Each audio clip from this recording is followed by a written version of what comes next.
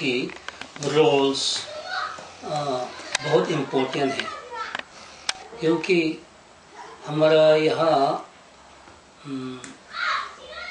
1904, 1939 इस पे 2 बार हमारा महिलाओं का वार हो गया। That is called women's war. जो पहला वाला वार और सेकेंड वाला दोनों अंग्रेज की तरफ पे, वुमेन्स की तरफ से अंग्रेज की तरफ पे होता है, अगेंस्ट या ब्रिटिश। तो किसी भी वक्त, किसी भी मूवमेंट में हमारा मणिपुर का महिलाओं का रोल बहुत ज़्यादा महंगी है, बहुत इम्पोर्टेंट है। ज़्यादा इम्पोर्टेंस से क्या कहूँ, जो कुछ करना है आगे बढ़ के वो वुमेन्स ज़्यादा आगे बढ़ता है। तो शर्मिला भी वो लोग के बीच में एक से हमारा 1939 में सेकेंड वुमेन्स वॉर हुआ था। तो उसमें 1939 में तो उस पे एक वुमेन्स का मर्ड भी हुआ था। और 1980 में हमारा मणिपुर में 1980 में सारे whole Manipur district area declare करके arm forces special power act सारे मणिपुर में लागू रखा है 1980 से। तो इसी वजह से हमारा मणिपुर का सारे औरत लोग की तरफ से एक मजबूत एजिटेशन शुरू हुआ था। तो इसमें 1980 में एक औरत भी मर गया। तो 80 से आज तक वैसे ही लड़ते रहा वही कानून हटाने के लिए। फिर भी हमारा स्टेट का गवर्नमेंट सेंट्रल गवर्नमेंट की तरफ से सुनने का आज तक तैयार नहीं है।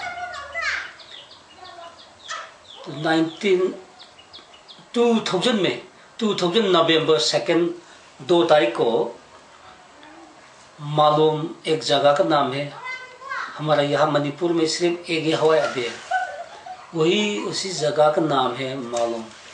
उसी जगह पे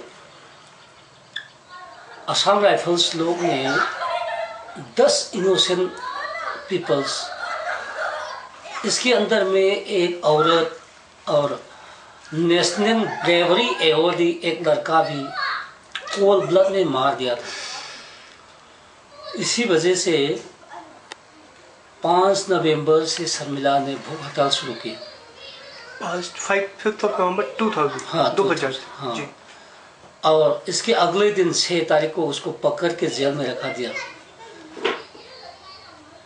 21 तारीख नवंबर तक जेल में रखने के बाद 21 तारीख में जेएन हॉस्पिटल में वो ट्रांसफ़र किया।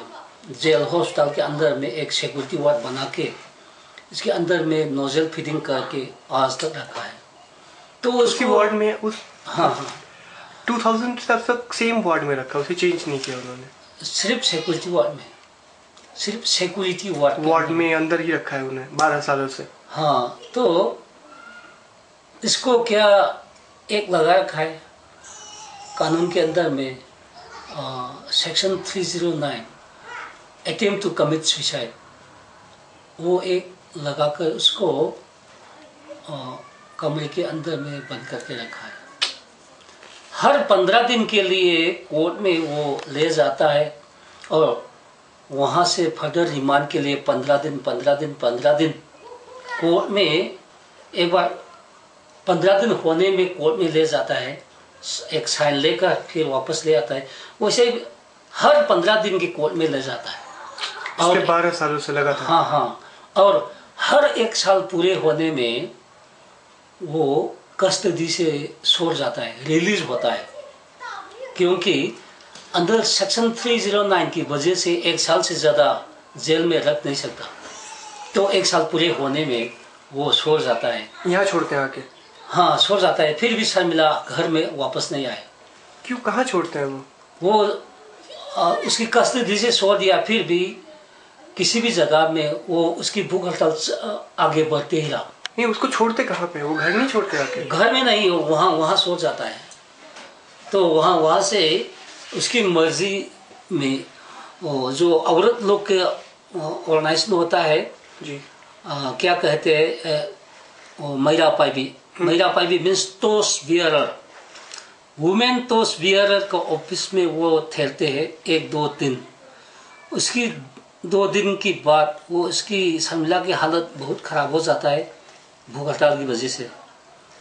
तो फिर 2 दिन या 3 दिन की बाद में फिर पकड़ लेते हैं और रख जाता है। वैसे ही हर साल की एक बार छोड़ के फिर पकड़ लेता है, 1 साल होने में फिर छोड़ता है। वैसे ही आज तक 1 साल होने में वही छोड़ के फिर पकड़ के रखा है। उसी सिस्टम में चलते ही रहा। फिर भी आज तक हमारा स्टेट गवर्नमेंट की तरफ से, सेंट्रल गवर्नमेंट की तरफ से सुनने का तैयार आज तक नहीं। और हमारा मणिपुर का नारियों, मेरा मतलब है औरत लोग की दायित्व, वो लोग की रोल क्या होता है? वो लोग किसी भी मूवमेंट, किसी भी इशू के लिए मूवमेंट करने में आगे बढ़ता है। वुमेन्स ऑलवेज आगे में होता है। तो ये खतरा कानून हटाने के भी मणिपुर का हर औरत की तरफ से ये आवाज देते ही रहा। वो लोग रिले हंगर स्ट्राइक किया है, बंद किया, धरना किया, बहुत कुछ लोग किया, फिर भी आज तक सुनने का तैयार नहीं है। अभी मार्च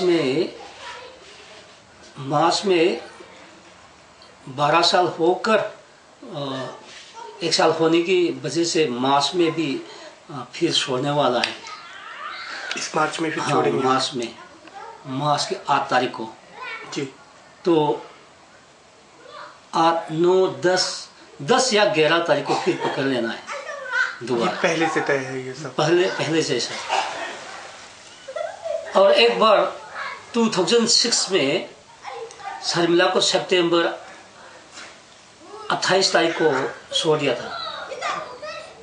तो हमने चुपचाप में दिल्ली तक ले आया। दिल्ली लाए थे आप? हाँ। 2006 में जी। और 4 अक्टूबर 2006 में हम वहाँ पहुँचा और 4 से जंतर मंतर में उसकी भूख हड़ताल चलते ही रहा, आगे बढ़ती रहा। तो 6 तारीख की रात 11 बजे में दिल्ली पुलिस ने पकड़ के उसको यहाँ भेज दिया? नहीं, एम्स में रखा दिया। एम्स की प्राइवेट वार्ड पे रूम नंबर 57 में रखा।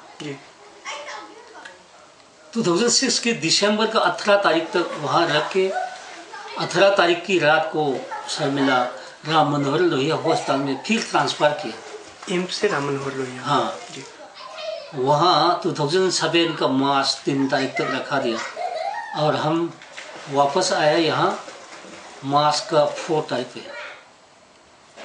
हमने यहाँ क्यों वापस आया? तो उसी समय हमारा ऑनरेबल प्राइम मिनिस्टर की तरफ से ये बता दिया, ये कानून हटाने के लिए हमारा स्टेट गवर्नमेंट की तरफ से एक कैबिनेट डिसीजन होना चाहिए। तो हमने सोचा है ये कानून हटाने के लिए हमारा। को वहाँ से कब भेजा फिर यहाँ उन्होंने? जी